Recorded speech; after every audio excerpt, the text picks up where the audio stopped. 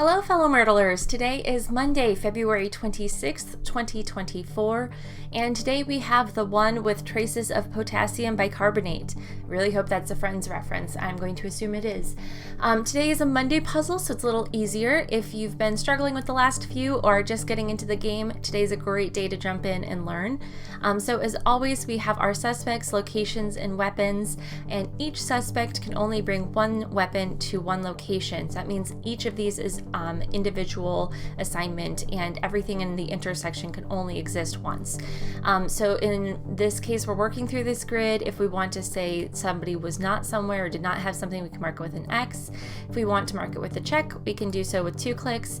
And if we want to mark something with a question mark, we can do that with 3 clicks. And if we want to cycle all the way through and clear these out, we can do it in 4. So I'm going to just go ahead and clear this out, and we can get started. All right, so let's go ahead and flip over our cards. Today we're working with 4 suspects: Principal Applegreen, Father Mango, Lady Violet, and Officer Copper. We have 4 weapons: a clipboard, a fire extinguisher, a deadly virus, and a surgical scalpel.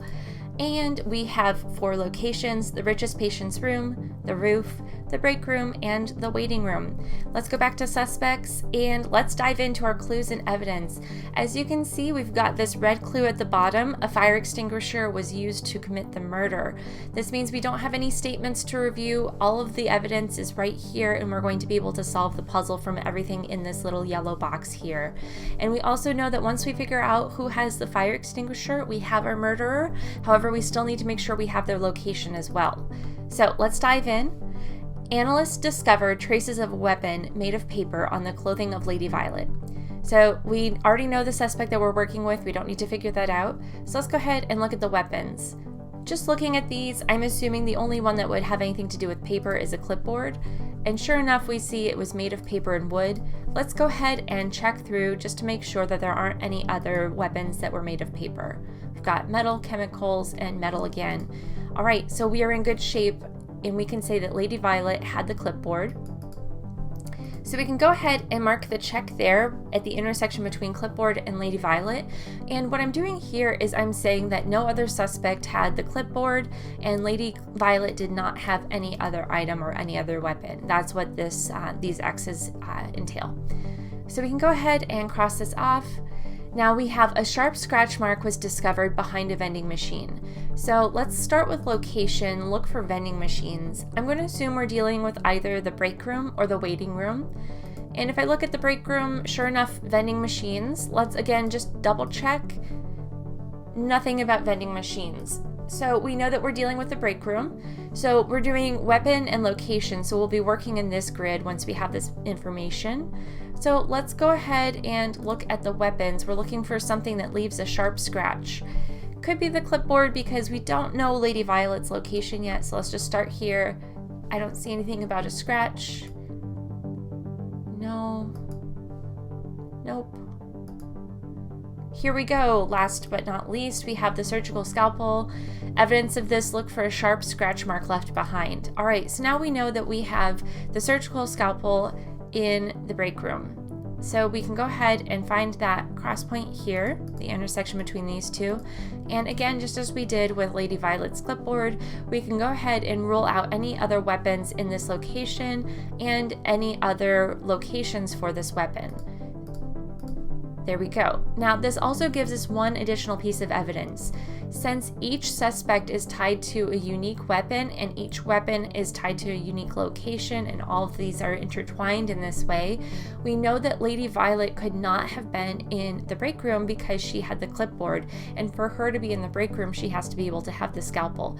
So at this point, we know that the only people who could possibly have the scalpel are Principal Applegreen, Father Mango, and Officer Copper. So let's go ahead and mark Lady Violet as a no. She was not in the break room. And that leaves us to the next clue. So this is another anagram. This one's a little easier for me because I can very quickly spot Principal Applegreen, and that's the biggest challenge there, I think. And then we have was seen with a surgical scalpel. So again, this is one where if you're stuck, I would highly recommend looking for letters here that match up. So we've got surgical scalpel assigned to Principal Applegreen. and we can go ahead and mark them here. We also now know Principal Applegreen's location in the break room, so we can go ahead and mark these out because, again, remember, we now know Principal Applegreen could not have been in any of these other locations, just as these other suspects could not have been in the break room. So that gave us a lot of information for one clue. Oh, and I was missing an X over there. All right. Father Mango was not in the richest patient's room. Nothing for us to look up here. We know that this bed is the icon for the richest patient's room. This orange character is Father Mango, and there's not a lot of information here. We just know that he was not there, so we'll go ahead and cross that out.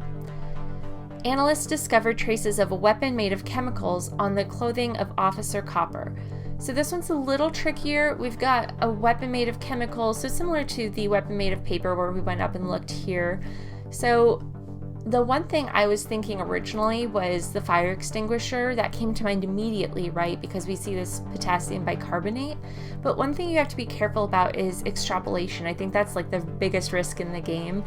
In this case, this doesn't say that it was made of chemicals or made of potassium bicarbonate. It just mentions it in the clue.